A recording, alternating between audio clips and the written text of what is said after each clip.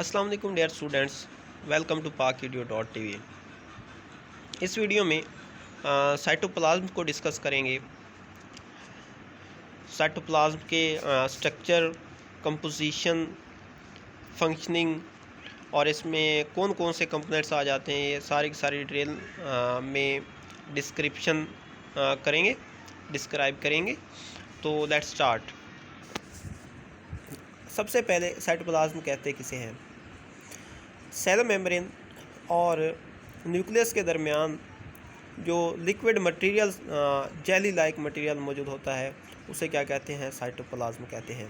Basically अगर cell को देखें तो तीन कंपोनेंट्स में डिवाइड किया जाता है। One is cell membrane, second one is cytoplasm and the third one is nucleus. ठीक है, it is an a third component of of a cell. ठीक है, एक सेल का जो तीसरा कंपोनेंट कौन सा बनता है? तीन अहम कंपोनेंट हैं और तीनों में से एक क्या है? साइटोप्लाज्म है, जो कि न्यूक्लियस और सेल मेम्ब्रेन, जो कि दो अहम कंपोनेंट्स हैं, उनके दरमियान में पाया जाता है। ओके, ये 80% वाटर पर मुश्तमिल होता है। ठीक है, साइटोप्लाज्म इसलिए मैंने कहा कि it is liquid like material because it's 80% is made by water.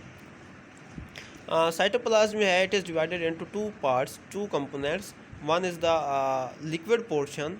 To portions में डिवाइड किया जाता है, तो एक लिक्विड पोर्शन है और दूसरा सॉलिड पोर्शन है। सॉलिड पोर्शन को ऑर्गेनेलिस कहते हैं और लिक्विड पोर्शन को साइटोसोल कहते हैं। साइटोसोल को फर्दर दो कैटेगरीज में on the basis of viscosity divide किया जाता है।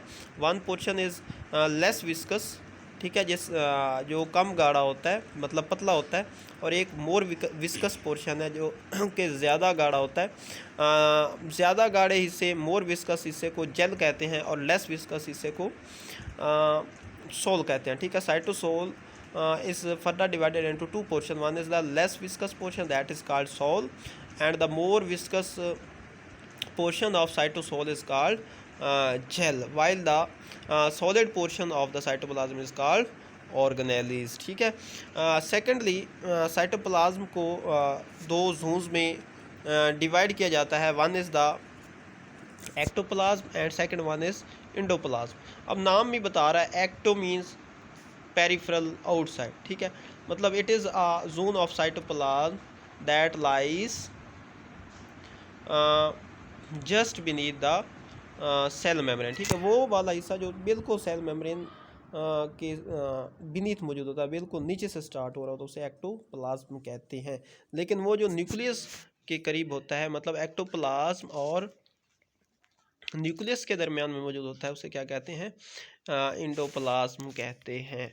ओके, साइटोप्लाज्म का सेकंड पोर्शन हमने ऑर्गेनेलिस पढ़ा। ऑर्गेनेलिस क्या है? These are the sub cellular structures embedded in the cytoplasm. ठीक है, वो ये सब सेलुलर स्ट्रक्चर्स हैं जो कि साइटोप्लाज्म में मौजूद होती हैं। और there is a division of labour in organelles. ठीक है, ऑर्गेनेलिस वो छोटे से छोटा यूनिट है जहाँ पे डिवीजन ऑफ लेबर स्टार्ट हो जाता है। मतलब हर एक ऑर्गेनेली जो है अपना फंक्शन खुद परफॉर्म कर रहा होता है। लाइक माइटोकॉन्ड्रिया है तो ये अपना फंक्शन सेलुलर रेस्पिरेशन परफॉर्म करता है। क्लोरोप्लास्ट है तो ये अपना फंक्शन फोटोसिंथेसिस परफॉर्म कर रहा होता है। प्रोटीन्स हैं तो वो अपना फंक्शन प्रोटीन सिंथेसिस परफॉर्म कर रहा होता है। तो मतलब ऑर्गेनेलिस में क्या पाई जाती है? डिवीजन ऑफ लेबर पाई जाती है। और चूँकि ये वो रोल प्ले कर रही हैं जैसा कि ऑर्गन्स एक बॉडी के प्ले कर रहे होते हैं, इसी तरह करके मतलब हर एक जो बॉडी का ऑर्गन एक स्पेसिफिक फंक्शन परफॉर्म कर होता है। इसी तरह जो सेल है इसके का हर एक ऑर्गेनेली स्पेसिफिक फंक्शन परफॉर्म कर होता है। तो इस बिहाफ पे हम ये भी कह देते हैं तो दी के organelles all the small organs of the cell. ठीक है, इन्हें small organs of the cell भी कहते हैं बिकॉज असल में जो नाम ऑर्गेनेली है ये लैटिन लैंग्वेज से लिया गया है, इसका मतलब ही स्मॉल ऑर्गन्स ही होता है। ठीक है, और ऑर्गेनेलिस को क्या कहा जाता है? Small organs of the cell. यहाँ पे ऑर्गन वाला लफ्ज़ याद रखना, ये एमसीक्यू में पूछा जा सकता है। अच्छा, सेकेंडली अगर ऑर्गेनेलिस को देखें तो these are divided into two types. One is the membrane bounded organelles, membrane bounded, and second one is non membrane bounded organelles. अच्छा, मेम्ब्रेन बॉन्डेड में आपने ये लिस्ट याद रखनी है। इसमें endoplasmic reticulum, Golgi apparatus, lysosomes, peroxisomes, centrosomes, centrioles, secretory vesicles, mitochondria, nucleus वगैरह, these are the membrane bonded organelles. While in case of non membrane in अगर नॉन मेम्ब्रेन बॉन्डेड ऑर्गेनेल्स की बात करें, इसमें राइबोसोम्स और साइटोस्केलेटन वगैरह आ जाते हैं। ये लिस्ट आपने लाजमी याद रख लेनी है। इंशाल्लाह नेक्स्ट लेक्चर में हम